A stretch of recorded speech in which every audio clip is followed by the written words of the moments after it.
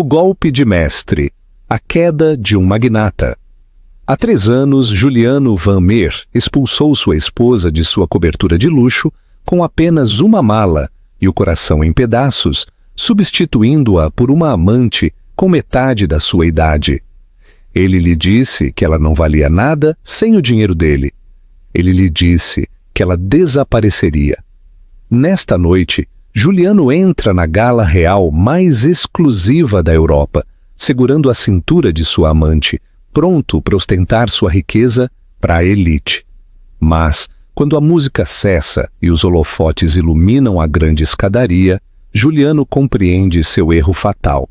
A anfitriã real, a mulher que usa as joias da coroa para quem todos se curvam, não é uma estranha. É a esposa que ele destruiu. E ela não apenas seguiu em frente, ela veio cobrar a dívida. Capítulo 1. O convite da Casa Real. Contexto: São Paulo. O envelope chegou em uma terça-feira chuvosa em São Paulo, entregue não por um mensageiro comum, mas por um homem de uniforme dirigindo um Bentley Mulsanne preto fosco. O homem de uniforme evitou a recepção da Vanderma Capital por completo. Ele pegou o elevador privativo até o 45º andar e colocou o cartão creme e pesado diretamente sobre a mesa de mogno de Juliano Van Meer. Juliano, um homem cuja mandíbula era tão afiada quanto suas práticas de negócios, pegou-o. O papel era texturizado, pesado e cheirava levemente a lavanda e dinheiro antigo. A borda era gravada em folha de ouro. Sua Alteza Real, o príncipe Alexandre de Valora, solicita a honra de sua presença na grande gala Safira, organizada pela Duquesa de Solana, no Palácio dos Bandeirantes. Juliano recostou-se em sua cadeira, um sorriso de satisfação curvando seus lábios. Ele jogou o cartão em direção ao sofá de couro, onde Isabela, sua atual parceira, estava checando o Instagram. "Estamos dentro", disse Juliano, sua voz escorrendo autossatisfação. A Gala Safira é o evento mais exclusivo da temporada. Apenas a elite do 1% do 1% recebe convites. CEOs, realeza, dinheiro antigo. Isabela levantou a cabeça. Seus olhos se arregalaram. Ela tinha 23 anos. Era impressionantemente bonita, de uma forma que exigia muita manutenção, com o cabelo tingido de um loiro platinado que brilhava sob as luzes do escritório. A Gala Safira? Juliano, isso é enorme! Ouvi dizer que o preço do ingresso é R$50 mil só para entrar. Ingressos são para plebeus, Isabela. Juliano corrigiu, levantando-se e abotoando o paletó de seu terno, sob medida, da Brioni. Eu não comprei um ingresso, eu fui convidado. Significa que minha fusão com o Grupo Titã finalmente me colocou no radar real. Isso é tudo. Esta é a noite em que solidifico meu império. Ele caminhou até a janela do chão ao teto, olhando para o horizonte cinzento de São Paulo. 3 anos. 3 anos se passaram desde que finalizou o divórcio de Sara. Ele se lembrou daquele dia com um frio desapego. Sara, com seu cabelo castanho e roupas práticas, chorando no hall de entrada de seu antigo apartamento.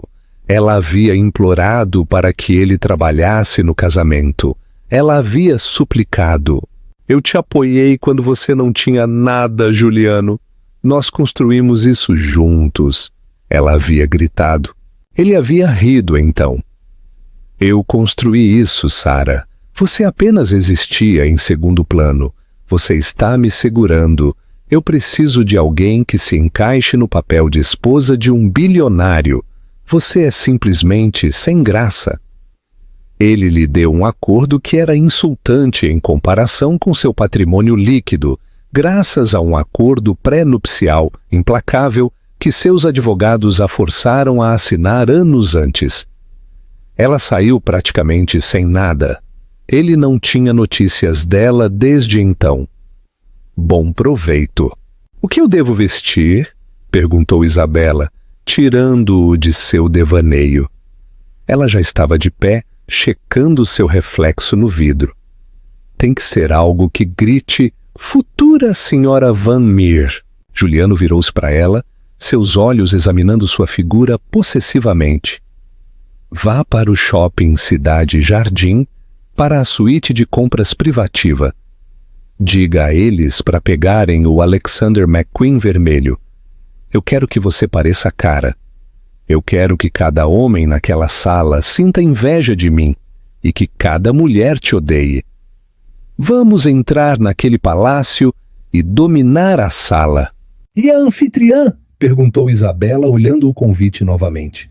A duquesa de Solana? Nunca ouvi falar dela. Ela é nova? Juliano acenou com a mão em desdém. Alguma aristocrata europeia, sem dúvida, provavelmente com 80 anos e pingando diamantes empoeirados. Não importa quem ela seja. O que importa é que nós estejamos lá. E eu vou fechar o negócio com Lord Ferreira. Esta noite não é sobre a anfitriã, Isabela. É sobre nós. Ele estava confiante. Ele estava arrogante.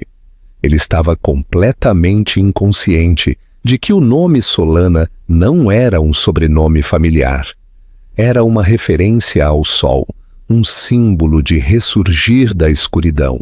Juliano checou seu Rolex. Prepare-se, o carro sai às 7. Esta noite vamos mostrar ao mundo como é a perfeição. Capítulo 2. O tapete vermelho e a surpresa Palácio dos Bandeirantes. O acesso ao Palácio dos Bandeirantes era um mar de luzes piscando. Os paparazzi eram mantidos atrás de cordas de veludo, um oceano caótico de câmeras e vozes gritando. Limusines pretas e Rolls-Royce esperavam em fila, depositando a elite mundial no tapete vermelho. Dentro da parte de trás de seu Maybach, Juliano ajeitou sua gravata borboleta de seda. Ele olhou para Isabela. Ela usava o vestido McQueen vermelho, um traje estruturado e decotado que deixava muito pouco para a imaginação. Era ousado, talvez um pouco ousado demais para uma gala real, mas Juliano gostava da atenção. Ele queria ser visto.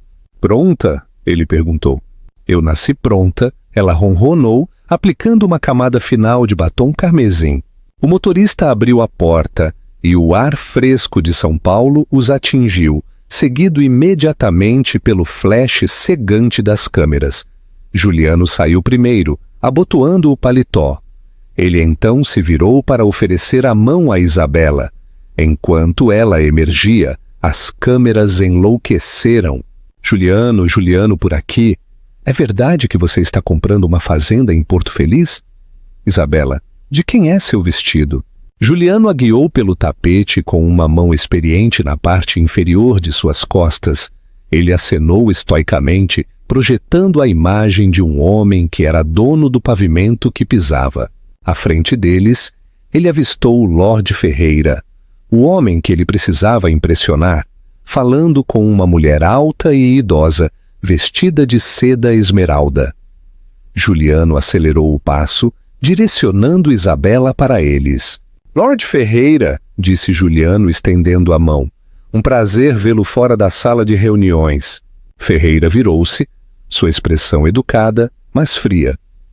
Ele ajeitou seu monóculo, uma afetação, mas que ele havia conquistado. "Ah, Sr. Van Meer, vejo que recebeu um convite. Devo admitir que fiquei surpreso." O sorriso de Juliano vacilou por uma fração de segundo. "Surpreso, Lord Ferreira?" A Vanderma Capital é o principal conglomerado de tecnologia da Europa. Eu diria que minha presença é esperada. "Claro", disse Ferreira.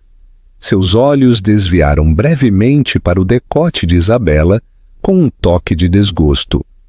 É que a duquesa é particular com sua lista de convidados. Ela geralmente favorece aqueles com iniciativas filantrópicas em detrimento de aquisições agressivas. Tenho certeza de que, assim que me encontrar com a duquesa, poderei encantá-la para que veja o valor do crescimento agressivo. Juliano riu, apertando a cintura de Isabela. "Falando nisso, Onde está a nossa anfitriã? Ferreira apontou para as portas maciças de carvalho que levavam ao grande salão. Ela está lá dentro, preparando-se para o discurso de abertura.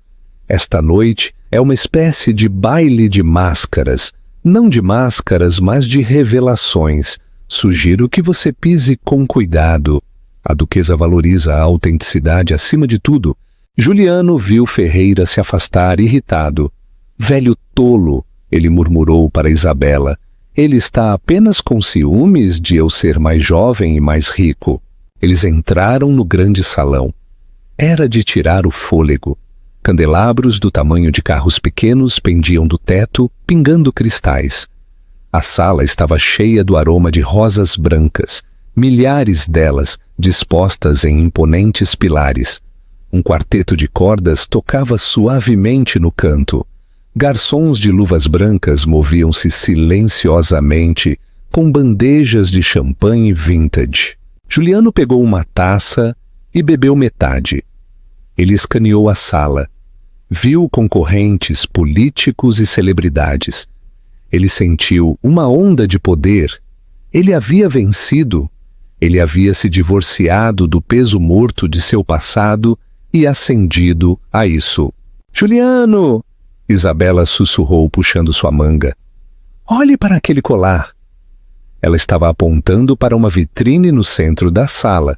Dentro havia um colar de safiras que parecia pesado o suficiente para afundar um navio. A estrela de Solana, Juliano leu na placa. Inestimável. Disse que foi um presente do príncipe herdeiro para sua noiva. Eu quero um, Isabela gemeu brincalhona. Jogue bem suas cartas e eu comprarei a mina que os produz. Juliano se gabou, alto o suficiente para um casal próximo ouvir. Enquanto socializavam, um silêncio começou a tomar conta da sala. As luzes diminuíram, lançando um brilho dourado sobre o palco na outra extremidade. As cortinas pesadas de veludo começaram a se abrir. Senhoras e senhores! A voz de um arauto ressoou ecoando nas paredes de mármore. Distintos convidados, por favor, deem as boas-vindas à anfitriã da noite, a noiva de Sua Alteza Real, o Príncipe Alexandre e CEO da Fundação Fênix, Sua Graça, a Duquesa de Solana. Juliano balançou seu champanhe, entediado. Finalmente vamos ver esta velha bruxa. As cortinas se abriram. Não havia nenhuma senhora idosa. Parada no centro do palco, banhada por um único spotlight, havia uma mulher de elegância impressionante. Ela usava um vestido de veludo azul meia-noite que se ajustava a uma silhueta que Juliano conhecia melhor do que a sua. Era ombro a ombro, revelando uma pele que brilhava como alabastro. Seu cabelo, que antes era de um castanho opaco e preso em um coque bagunçado, era agora uma cascata de ondas ricas e escuras de chocolate caindo por suas costas, brilhando com saúde e vitalidade. Em torno de seu pescoço estava a verdadeira estrela de Solana, diamantes e safiras que capturavam a luz e a devolviam em flashes cegantes. Ela ficou de pé, irradiando um poder frio e régio que silenciou a sala instantaneamente. Juliano deixou sua taça de champanhe cair. Ela se espatifou no chão de mármore com um som como um tiro, mas ele não o ouviu. Ele não conseguia respirar. A sala girou. Isabela olhou para a bagunça, depois para Juliano. Juliano, o que você está fazendo? Quem é essa? Os lábios de Juliano se moveram, mas nenhum som saiu no início. Ele se sentiu como se um boxeador peso pesado o tivesse atingido no estômago. Ele estava olhando para a mulher no palco, a mulher que exigia a atenção de reis e lordes. Não é possível. Ele finalmente sussurrou, sua voz tremendo com uma mistura de horror e descrença. Essa é a Sara. O som do vidro quebrado atraiu a atenção. Cabeças se viraram para Juliano. Lorde Ferreira, o embaixador. Os CEOs de empresas rivais. Eles olharam para o champanhe derramado, depois para o rosto pálido e de boca aberta de Juliano. Foi um erro da mais alta categoria social, mas Juliano estava paralisado. No palco, Sara não se encolheu. Ela deve ter ouvido o vidro quebrar. A acústica do palácio era perfeita, mas ela não olhou para baixo. Seus olhos, maquiados com um smokey eye sedutor que realçava sua profundidade cor de âmbar, escanearam a multidão com a compostura de uma rainha inspecionando seus súditos. "Bem-vindos!" ela falou no microfone. Sua voz era sua voz, e, no entanto, não era. O tom tímido e apologético da dona de casa, que costumava perguntar se ele queria chá, havia desaparecido. Esta voz era rica, mais baixa, cultivada e transbordando autoridade. Há 3 anos fui deixada sozinha na chuva sem nada. Esta noite apresento-me a vocês para lançar a Fundação Fênix, uma iniciativa dedicada a ajudar aqueles que foram descartados a reconstruir suas vidas. Isabela estava acenando freneticamente para um garçom limpar a bagunça. Envergonhada. "Juliano, pare de olhar. Você a conhece? Ela é uma ex-namorada ou algo assim?" "É minha ex-esposa", Juliano sibilou. As palavras tinham gosto de cinzas. Isabela congelou. Ela olhou para o palco, analisando a mulher com olhos críticos e ciumentos. "Ela? Essa é a esposa chata sobre quem você me falou? A que usava moletom e assava pão?" Ela era! Juliano gaguejou. Ele não conseguia conciliar as imagens. A Sara, que ele conhecia, usava maquiagem mínima e comprava roupas em lojas comuns. Esta mulher usava um vestido que provavelmente custava mais do que seu primeiro carro. E a maneira como ela se portava, o queixo erguido, os ombros para trás. Ela parecia perigosa. Sara continuou seu discurso, seu olhar percorrendo a sala. Muitas vezes subestimamos a força do que descartamos. Descartamos pessoas, ideias e amor, pensando que eles não têm valor. Mas a pressão cria diamantes. E o fogo? Ela fez uma pausa. Um pequeno sorriso de conhecimento surgiu em seus lábios vermelhos. O fogo cria a fênix. Por uma fração de segundo, os olhos dela encontraram os de Juliano. Não foi um olhar de ódio. Não foi um olhar de raiva, foi pior, foi um olhar de total e divertida indiferença. Era o olhar que um humano dá a um inseto antes de decidir que nem vale a pena pisar nele. Então ela desviou o olhar, continuando seu discurso para um aplauso estrondoso. "Eu tenho que falar com ela", disse Juliano, o pânico crescendo em seu peito. Sua mente estava acelerada. Se ela era a anfitriã, se ela era a noiva do príncipe Alexandre, ela tinha poder. Poder massivo. E ele a havia tratado como lixo. "Juliano, não faça isso", Isabela alertou, agarrando seu braço. "Ela é a anfitriã. Você não pode simplesmente se aproximar." "Me solta!" Juliano explodiu, sacudindo-a. "Ela é minha esposa, ex-esposa. Eu a conheço. Isso tem que ser uma piada, uma armação." Quando o discurso terminou e a música recomeçou, uma valsa, Sara desceu a escada. A multidão se abriu para ela como o mar vermelho. O príncipe Alexandre, um homem de 35 anos com a aparência clássica de um royal, de contos de fadas e os olhos aguçados de um comandante militar, encontrou-a no pé da escada. Ele pegou a mão dela, beijou-a e sussurrou algo que a fez rir. Uma risada genuína e melodiosa que Juliano não ouvia há 5 anos. Juliano começou a abrir caminho pela multidão. Ele precisava restabelecer o domínio. Ele precisava mostrar que foi ele quem a fez, que ela não era nada sem ele. Era um mecanismo de defesa. Seu ego não conseguia lidar com a realidade de que ela o havia superado. Ele alcançou o círculo interno justamente quando o príncipe se afastou para falar com um diplomata. Sara ficou sozinha por um momento, bebendo água com gás. Sara! Juliano disse, sua voz alta, tentando soar autoritário, mas soando meramente desesperado. Ela se virou lentamente. De perto, ela era ainda mais impecável. Sua pele era luminosa. Ela cheirava a jasmim e madeira de Old Cara, muito longe do extrato de baunilha que ela cheirava antes. Ela olhou para ele, sua expressão vazia. Desculpe, eu o conheço.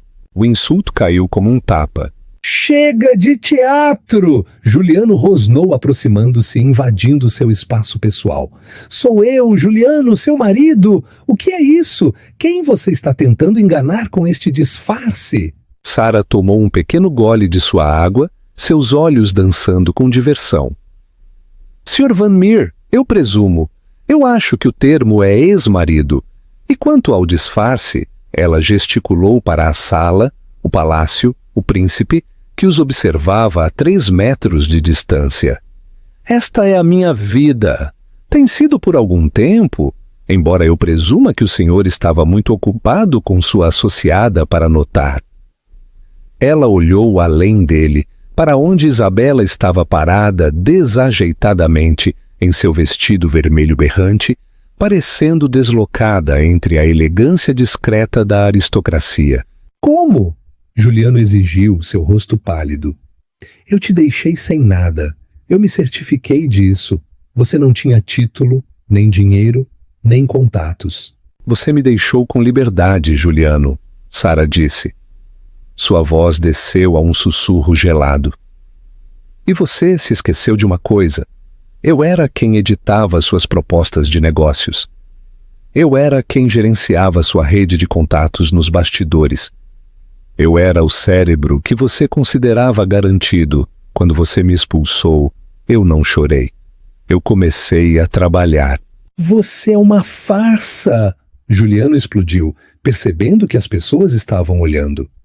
Você está atuando! O príncipe sabe? Ele sabe que eu a encontrei na cafeteria de uma biblioteca em Ribeirão Preto? Ele sabe que você é mercadoria danificada? O ar ao redor deles pareceu cair 10 graus. Sara não gritou. Ela deu um passo à frente, forçando Juliano a recuar.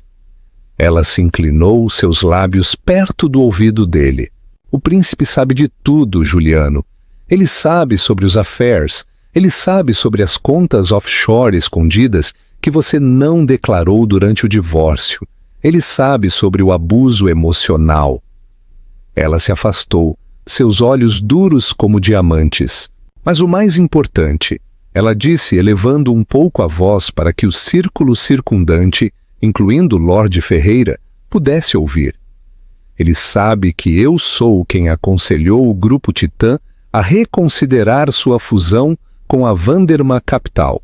Juliano sentiu o sangue escorrer de seu rosto. O que você disse? A fusão? Sara sorriu, um sorriso aterrorizante e bonito. Ela está morta, Juliano. Eu a matei esta manhã. Capítulo 3. A arquitetura da ascensão. O Fênix. Para entender a magnitude do colapso de Juliano, é preciso entender a arquitetura da ascensão de Sara. Não foi uma transformação de conto de fadas concedida por uma fada madrinha. Foi uma fortaleza construída tijolo por tijolo, com suor e sangue. 3 anos atrás, na noite em que Juliano a expulsou, Sara não foi para um hotel. Ela não podia. Juliano havia cancelado seus cartões de crédito enquanto ela fazia a mala. Ela dormiu em seu carro, um sedã de 3 anos que ela havia comprado com suas próprias economias, estacionado em um estacionamento do Atacadão 24 horas nos arredores de São Paulo. Ela chorou até que seus olhos incharam, mas ao amanhecer, as lágrimas pararam. Sara percebeu algo crucial naquele carro frio. Juliano estava certo em uma coisa. Ela havia se tornado pequena para fazê-lo se sentir grande. Ela havia editado seus discursos, equilibrado seus livros e encantado seus investidores. tudo das sombras, deixando-o levar o crédito porque ela pensava que era isso que uma boa esposa fazia. Ela dirigiu até o aeroporto de Viracopos e comprou uma passagem só de ida para Lisboa com o último de seu dinheiro em espécie. Ela precisava estar em um lugar onde o nome Van Meer não significasse nada. Sara tinha um diploma em História da Arte, um diploma que Juliano havia chamado de inútil. Em Lisboa, ela entrou na prestigiada casa de leilões Dunst. Ela não se candidatou a um emprego. Ela apontou que uma pintura em sua vitrine, atribuída a um imitador do século XIX, era na verdade uma obra inicial, não assinada, de Amadeu de Souza Cardoso. Ela estava certa. A descoberta rendeu à casa de leilões 4 milhões de euros. Eles a contrataram na hora. Por 2 anos, ela trabalhou em turnos de 18 horas. Ela aprendeu alemão, francês e italiano. Ela mudou seu estilo, não para atrair homens, mas para se armar. Ela trocou as estampas florais por blazers sob medida, a passividade pela assertividade. Ela se tornou a orquídea de ferro do mundo da arte europeia, bonita, rara e impossível de esmagar. Ela conheceu Alexandre em uma tarde chuvosa em um arquivo empoeirado em Coimbra.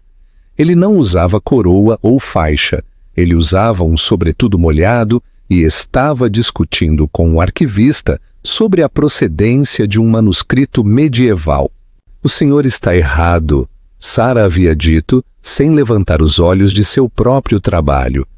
O pergaminho é datado de 1200, mas a tinta é claramente uma mistura de ferro e galha do século XVII.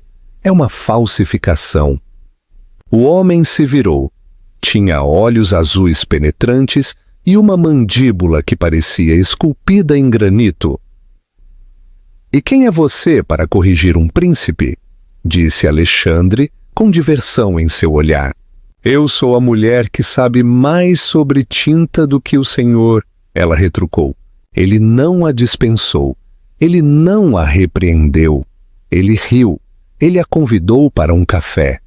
Eles conversaram por 5 horas, não sobre dinheiro ou status, mas sobre história, filosofia e o fardo do legado. Ele se apresentou simplesmente como Alex. Não foi até o 3º encontro deles, quando os paparazzi os cercaram ao sair de um clube de jazz, que ela percebeu quem ele era. Sua Alteza Real, o príncipe Alexandre de Valura, 3º na linha de sucessão ao trono de um dos principados mais ricos da Europa. Quando ela tentou romper o relacionamento, aterrorizada pelos holofotes, Alexandre se recusou. "Eu não me importo com o seu passado", ele lhe disse em seu chalé nos Alpes suíços, segurando o rosto dela entre as mãos. "Eu me importo com a sua mente. Você é a única pessoa que me trata como um homem, não como um título." Ela lhe contou tudo: o divórcio, Juliano, a humilhação. Alexandre não ficou zangado com ela, ele ficou furioso por ela. Ele não apenas perdeu uma esposa, disse Alexandre sombriamente, ele descartou uma rainha. Um dia, Sara, faremos com que ele veja exatamente o que perdeu. E assim nasceu o plano para a Gala Safira. Não era apenas uma festa, era uma peça. E Juliano Van Meer havia entrado sem saber no ato final. Capítulo 4. A morte social. O desmoronamento. De volta ao grande salão, o ar estava denso de tensão. Juliano Van Meer ficou paralisado. As palavras "a fusão está morta" ressoavam em seus ouvidos como um toque de finados. "Você está mentindo", sussurrou Juliano. Seu rosto empalideceu. "Você não pode matar a fusão, Titã. Esse negócio está em andamento há 8 meses. Lorde Ferreira e eu." Sara interrompeu, sua voz fria e audível, sem esforço acima do quarteto de cordas. Lord Ferreira valoriza a integridade. Ele valoriza a estabilidade. Quando eu lhe mostrei a contabilidade forense de como você desviou ativos da empresa para o estilo de vida de sua amante, sob o pretexto de taxas de consultoria, ele achou isso instável. Isabela, parada ao lado de Juliano, de repente parecia muito pequena em seu berrante vestido vermelho. Juliano, do que ela está falando? Que taxas? Juliano virou-se para olhar a sala. Ele precisava encontrar Ferreira. Ele precisava consertar isso. Ele viu o Lorde parado perto de um pilar, examinando atentamente uma pintura. Ferreira! Gritou Juliano, esquecendo todo o protocolo. Ele empurrou um garçom, quase derrubando uma bandeja de caviar no chão. Ferreira, olhe para mim! A sala ficou em silêncio. A música parou. Lord Ferreira se virou lentamente. Ele não parecia zangado. Ele parecia desapontado, o que era muito pior nestes círculos. Sr. Van Meer, eu acho que deixei clara minha posição antes. O Grupo Titã não faz negócios com homens que tratam suas finanças e suas famílias com tal desconsideração imprudente. O senhor ouviu ela? Juliano guinchou. Ela é vingativa. Ela está manipulando o senhor. Ela é a futura princesa de Valora. Uma voz grave e profunda cortou o ar. O príncipe Alexandre se adiantou, colocando uma mão protetora na parte inferior das costas de Sara. Ele não gritou, mas sua voz comandou um silêncio absoluto. Ele olhou para Juliano com o tipo de desdém que um leão reserva para uma hiena. Além disso, o príncipe continuou, ela é a estrategista financeira mais brilhante que já conheci. Ela não manipulou ninguém, Van Meer. Ela simplesmente entregou os arquivos que você pensou estarem escondidos. Você realmente deveria atualizar sua cibersegurança. Juliano sentiu as paredes se fecharem. Ele olhou ao redor da sala. Pessoas que ele conhecia há anos, CEOs, banqueiros, socialites. Eles estavam desviando o olhar. Eles não estavam apenas olhando para o lado. Eles estavam fisicamente virando as costas. Era a morte social, uma punição mais severa na alta sociedade do que uma surra física.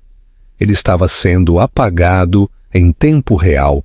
Vamos, Juliano, sibilou Isabela, agarrando seu braço. Suas unhas cravaram no tecido de seu terno. Vamos sair. Todo mundo está olhando, isso é humilhante.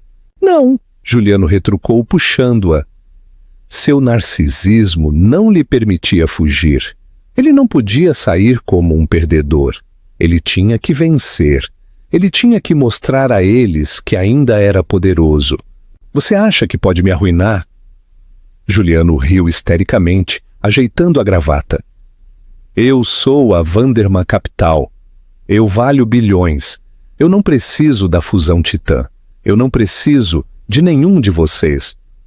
Ele enfiou a mão no bolso e pegou seu telefone. Eu vou comprar minha saída disso. Eu vou comprar este maldito prédio inteiro se eu quiser. Sara o observou com uma expressão de pena. Verifique seu telefone, Juliano. O quê? Verifique seu telefone. Juliano desbloqueou sua tela. Havia 42 chamadas perdidas, 30 de seu CFO, 10 de sua equipe jurídica, 2 da autoridade de conduta financeira. Ele abriu seu aplicativo bancário. Seu rosto ficou cinza. Por que minhas contas estão congeladas? Ele sussurrou. Sua voz falhou. Por quê? Disse Sara, descendo um degrau para ficar na altura dos olhos dele. Quando o acordo Titã desmoronou há 1 hora, isso desencadeou uma chamada de margem sobre os empréstimos que você adquiriu para alavancar o negócio. E dado que a garantia desses empréstimos eram suas ações, que caíram 40% nas negociações, fora do horário, desde que a notícia vazou. Eu estou falido, Juliano engasgou. Crise de liquidez. O príncipe Alexandre corrigiu suavemente. Embora sim, você está atualmente invadindo uma gala de caridade que não pode mais pagar para frequentar. A humilhação foi total. Juliano olhou para Isabela, seu troféu, seu prêmio. Isabela estava olhando para o próprio telefone. Ela olhou para ele, seus olhos frios. É verdade? O dinheiro acabou. É uma falha. Juliano mentiu, suando profusamente. Eu vou consertar. Bela, querida, nós estamos bem. Isabela riu. Um som cruel e agudo. Não existe nós se não houver dinheiro, Juliano. Eu não me inscrevi para ser enfermeira de um golpista falido. Ela se virou para Sara. Sua graça, ela disse fazendo uma reverência desajeitada. Eu não fazia ideia. Ele me disse que a senhora era louca. Ele mentiu para mim também.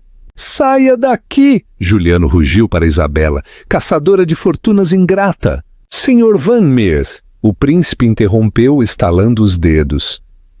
Dois homens grandes em ternos discretos se materializaram das sombras. Segurança real, você está perturbando a duquesa, disse Alexandre calmamente. E você está perturbando os convidados. Eu acho que é hora de você sair. Vocês não podem me chutar para fora, gritou Juliano. Eu sou Juliano Van Meer. Você é um intruso, disse o príncipe. Acompanhem-no até a saída. A senhorita pode ficar se desejar se desculpar, mas ele está saindo. Os guardas intervieram. Um pegou o braço esquerdo de Juliano, o outro, o direito. Ele lutou, seus sapatos caros escorregando no chão de mármore. Sara! Ele gritou enquanto era arrastado para trás. Sara, diga a eles para pararem. Eu sou seu marido. Nós tivemos uma vida. Sara! Sara não olhou para ele. Ela se virou para o regente da orquestra e fez um gesto sutil.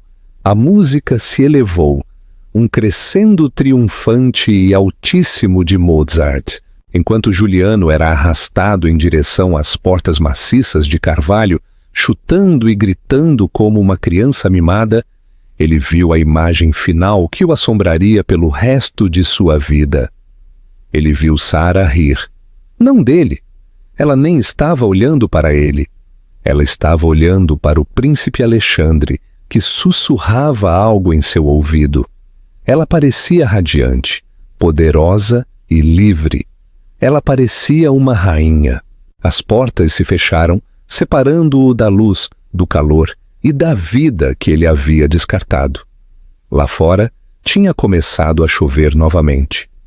Os paparazzi, cheirando sangue na água, viraram suas câmeras das celebridades que chegavam para o homem que estava sendo jogado para fora.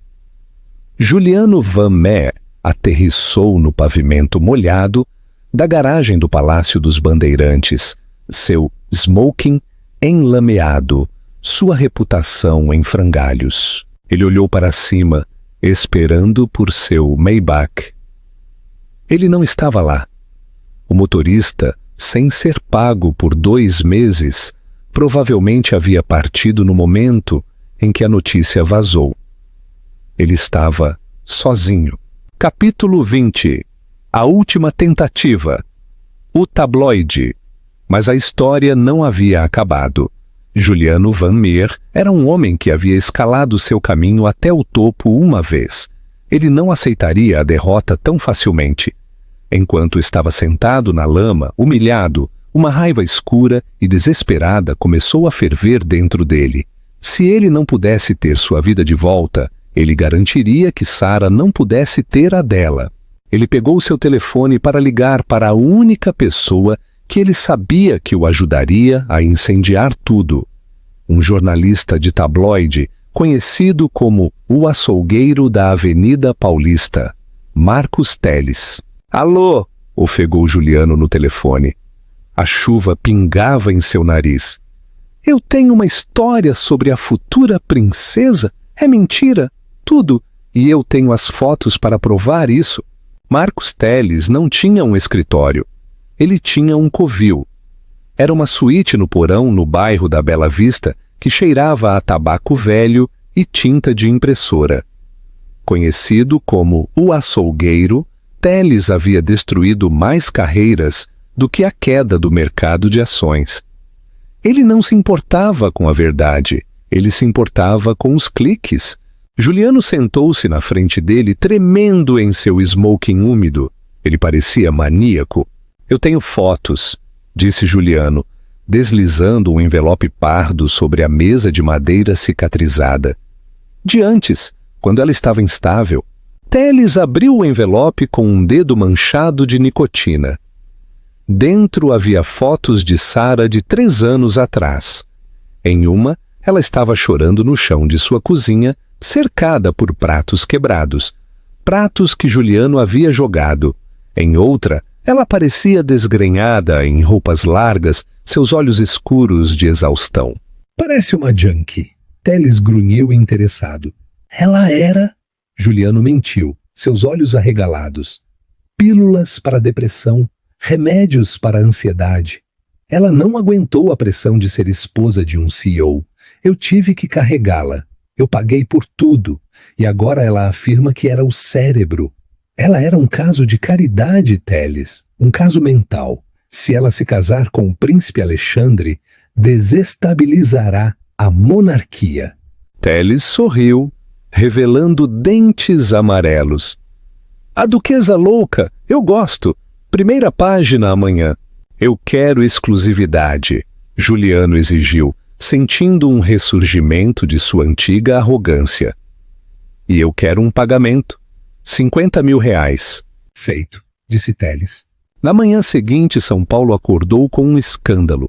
O tabloide gritou em negrito vermelho: "De mendiga à realeza! A crise mental secreta da futura princesa." Juliano sentou-se em um quarto de hotel barato, checando os comentários em seu telefone. Eles eram ferozes. Pessoas chamavam Sara de impostora, caçadora de fortunas, um lastro.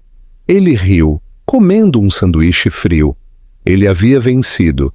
Ele havia contaminado a perfeição dela. O príncipe Alexandre não poderia se casar com um lastro.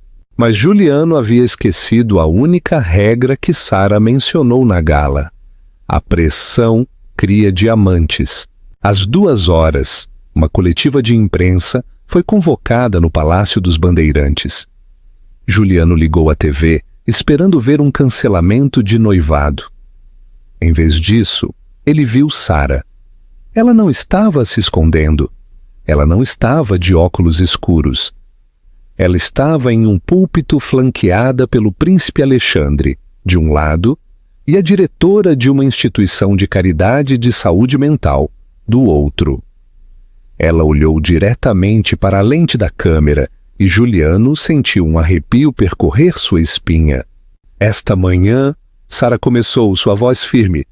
"Imagens minhas de 3 anos atrás vazaram. Meu ex-marido, o Sr. Van Meer, afirma que essas fotos mostram uma mulher que estava mentalmente instável." Ela fez uma pausa, respirando fundo. "Ele está certo. Eu estava instável. Eu estava quebrada porque por 5 anos eu vivi em um lar onde minha autoestima foi sistematicamente desmantelada. A mulher que vocês veem nessas fotos não é uma viciada em drogas. É uma sobrevivente de abuso emocional doméstico." A câmera piscou cegamente. "Eu não me envergonho dessas fotos", Sara declarou. Sua voz se elevou com poder. "Elas são minhas cicatrizes de batalha. Elas mostram onde eu comecei. E estando aqui hoje, como uma mulher que se reconstruiu daquele chão, eu digo a toda mulher que está assistindo: você não é definida pelo homem que a quebrou. Você é definida por como você se reconstrói." O príncipe Alexandre se adiantou, seu rosto escuro de fúria. "Também divulgamos o relatório policial completo da noite de sua separação, juntamente com os registros médicos que indicam a lesão acidental do Sr. Van Meer em seu braço." Juliano deixou seu sanduíche cair. "Os registros médicos?" Ele subornou o médico para mantê-los em silêncio. "Como eles os encontraram? Além disso", continuou Alexandre, O Palácio está apresentando acusações contra Marcos Telles por difamação e contra Juliano Van Meer por chantagem e violação de um acordo de não divulgação. O pagamento que o Sr. Van Meer recebeu do tabloide foi rastreado. É um ato criminoso. O sinal mudou para um repórter na frente do hotel de Juliano. A polícia está atualmente se mobilizando para prender o CEO desgraçado Juliano Van Meer. Juliano ouviu as sirenes antes de vê-las. Ele correu para a janela. Luzes azuis piscavam contra o vidro escorregadio de chuva. Eles não estavam vindo para entrevistá-lo. Eles estavam vindo para levá-lo. Ele tentou enterrá-la, mas não percebeu que ela era uma semente. E agora a sujeira que ele jogou estava apenas ajudando-a a crescer, enquanto ele estava sendo enterrado vivo. Capítulo 6. O casamento real, a punição e a libertação. A queda de Juliano Van Meer não aconteceu no vácuo. Aconteceu sob o brilho de alta definição do olhar público. O julgamento no Tribunal de Justiça de São Paulo foi menos um processo legal e mais um justiçamento público. Juliano ficou no banco dos réus, trancado em um vidro à prova de balas, vestindo um terno 2 tamanhos maior. Ele havia perdido 10 quilos nas 3 semanas desde sua prisão. A lista de acusações era longa: chantagem, extorsão, violação da lei de crimes cibernéticos e perjúrio. Mas as acusações legais não eram nada comparadas à acusação social. A testemunha estrela da promotoria tinha sido o prego final em seu caixão: Isabela. Ela entrou na sala em um modesto vestido preto, seu cabelo platinado tingido de um castanho sensato, desempenhando perfeitamente o papel da vítima manipulada. Ela testemunhou que Juliano a havia forçado a se passar por sua noiva, que ele a havia coagido a gastar o dinheiro da empresa e que ele era obcecado em arruinar sua ex-esposa. Eram mentiras. Isabela havia gasto o dinheiro com entusiasmo, mas o júri não se importou. Eles odiavam Juliano. Ele era o vilão do ano. Quando o martelo caiu, a sentença foi de 5 anos na penitenciária de Tremembé por fraude financeira e chantagem. Enquanto os guardas o algemavam, Juliano olhou para a galeria, procurando por um rosto amigo. Não havia nenhum. Lorde Ferreira estava lá, balançando a cabeça. Seus ex-membros do conselho estavam lá, parecendo aliviados por ele ter ido embora. Mas Sara não estava lá. Ela nem se dignou a honrar seu julgamento com sua presença. Capítulo 7. A melodia que o mundo cantou. O dia do casamento. A manhã do casamento real amanheceu com um céu da cor do ovo de sabiá laranjeira, um azul raro e perfeito sobre São Paulo. A cidade vibrava. Milhões de pessoas se alinhavam nas ruas, do Palácio da Justiça à Catedral da Sé. Bandeiras balançavam em um mar caótico de vermelho, amarelo e verde, intercaladas com os estandartes dourados e esmeralda da Fundação Fênix. Dentro da cela 42 do pavilhão prisional de Tremembé, o céu era apenas uma fresta de luz através de uma janela gradeada. O ar cheirava a desinfetante industrial, corpos não lavados e concreto úmido. Juliano sentou-se na beira de seu beliche. Sua cabeça estava raspada e as feições afiadas e bonitas que uma vez estamparam a capa da Forbes estavam agora magras e encovadas. Ele usava calças de moletom cinzas e um suéter que o pinicava. Van Meer! Gritou uma voz do corredor. Era o grande, um homem corpulento, cumprindo pena por assalto à mão armada, que havia se afeiçoado a atormentar o CEO caído. Saia dessa bunda, playboy. Está começando. Sua ex-mulher está na TV. Juliano não queria se mover. Ele queria se encolher e dormir até que os 5 anos acabassem. Mas na prisão, a recusa não era uma opção. Ele se levantou, suas articulações estalaram e caminhou lentamente para a sala comum. Estava lotada. Detentos se aglomeravam ao redor da pequena TV montada na parede, vaiando e rindo. Era o único canal permitido hoje. O diretor da prisão havia considerado um evento nacional histórico. Para Juliano, era uma execução televisionada de sua alma. Na tela, a câmera deslizou pela rua. A multidão rugia, um som como um trovão contínuo. A voz do comentarista, clara e entusiasmada, encheu a sala. É um dia glorioso para a monarquia e, de fato, para o país. Estamos esperando a chegada da noiva, a senhorita Sara Oliveira, em breve, Sua Alteza Real. A emoção é palpável. É um conto de fadas que se torna realidade. Uma mulher que ressurgiu da adversidade para capturar o coração do príncipe do povo. Juliano se apoiou contra a parede dos fundos, cruzando os braços para esconder o tremor de suas mãos. "Olha aquele carro!" O grande sibilou, apontando para a tela. Um Rolls-Royce Phantom Quarter, vintage, o modelo de cristal. Ele avançava lentamente pela multidão em festa. Dentro, visível para o mundo, estava Sara. Juliano sentiu o ar sair de seus pulmões. Ela usava um vestido desenhado por um costureiro de alta costura, uma criação deslumbrante de seda e cetim. O corpete era bordado à mão com flor de lis e a mítica fênix, um aceno sutil para sua fundação, mas foi seu rosto que o destruiu. Ela não estava olhando para baixo timidamente. Ela estava acenando, sorrindo, seus olhos brilhantes e vivos. Ela parecia vitoriosa, não de uma forma vingativa, mas de uma forma que sugeria que ela havia esquecido completamente a escuridão que veio antes. Parecia que ela nunca havia sido quebrada. "Ela é gata, hein, Juliano?" Um detento mais jovem zombou, cutucando-o. "Como você deixou essa beleza escapar, parceiro?" Juliano não respondeu. Ele não podia. Sua garganta estava fechada. Ele se lembrou da última vez que a viu em um carro. Foi no dia em que a expulsou. Ela estava dirigindo seu Ford, caindo aos pedaços, chorando tanto que mal conseguia ver a estrada. Ele havia olhado da janela, bebendo uísque, sentindo-se poderoso. Como? Ele pensou, a palavra ecoando em sua mente como uma maldição. Como ela fez isso? A Catedral da Sé.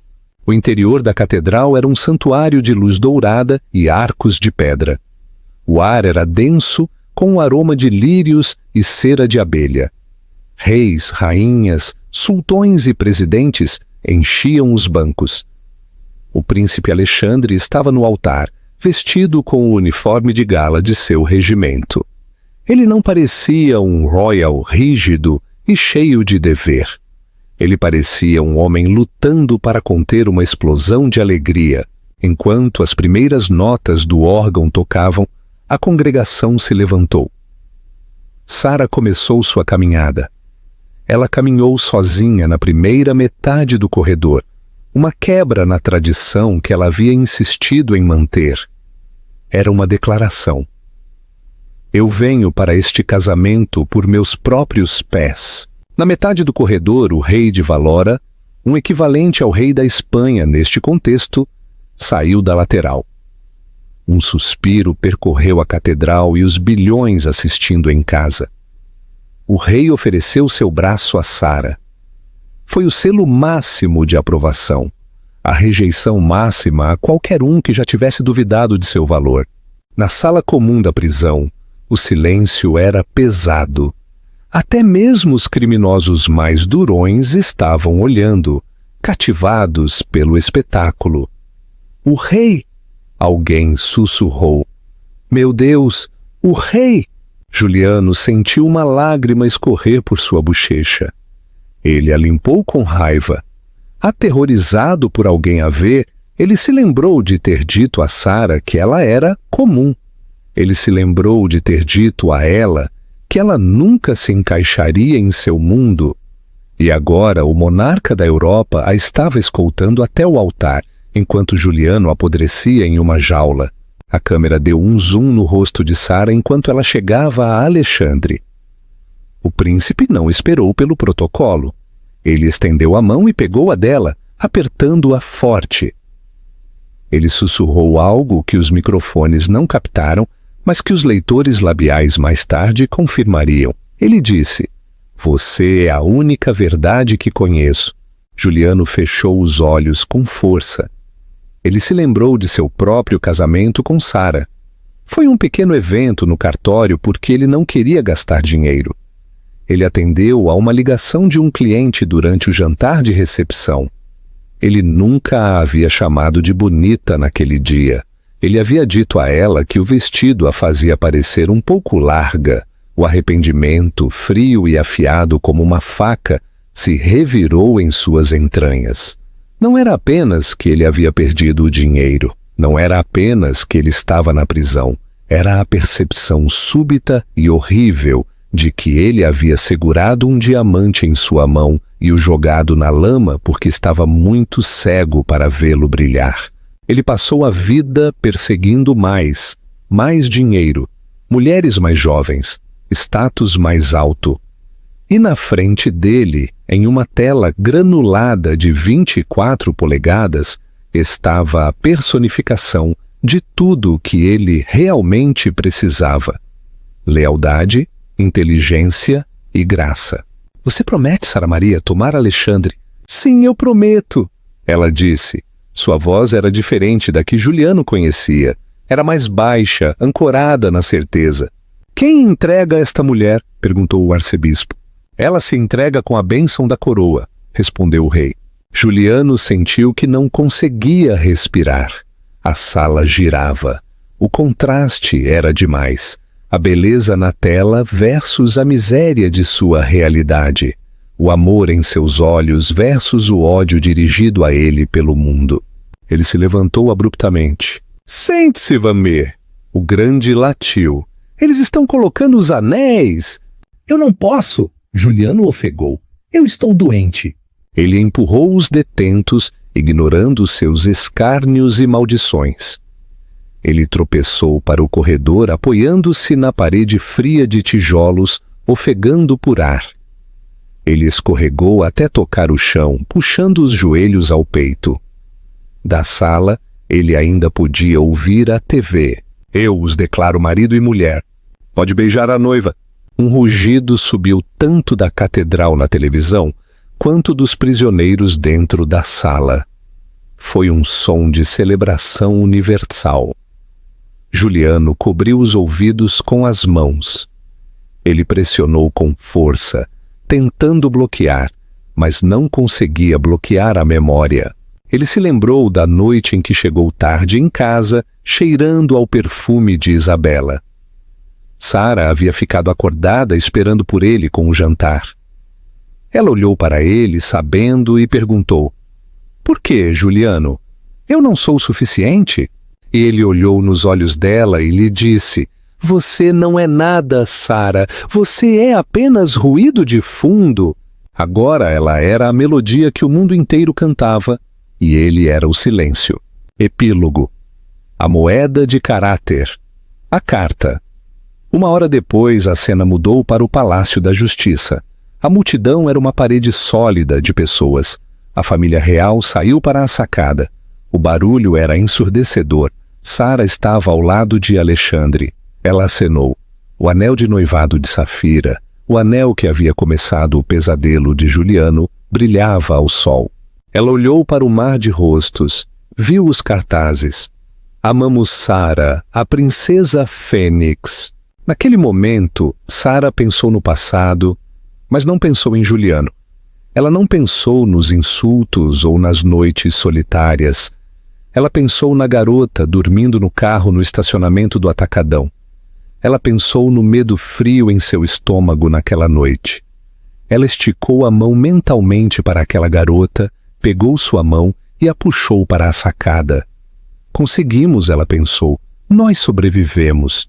De volta a Tremembé, a TV finalmente foi desligada. Juliano sentou-se em sua cela. O silêncio era absoluto. Ele olhou para a pequena mesa de metal aparafusada ao chão. Sobre ela havia uma única carta. Havia chegado ontem, mas ele não a abrira.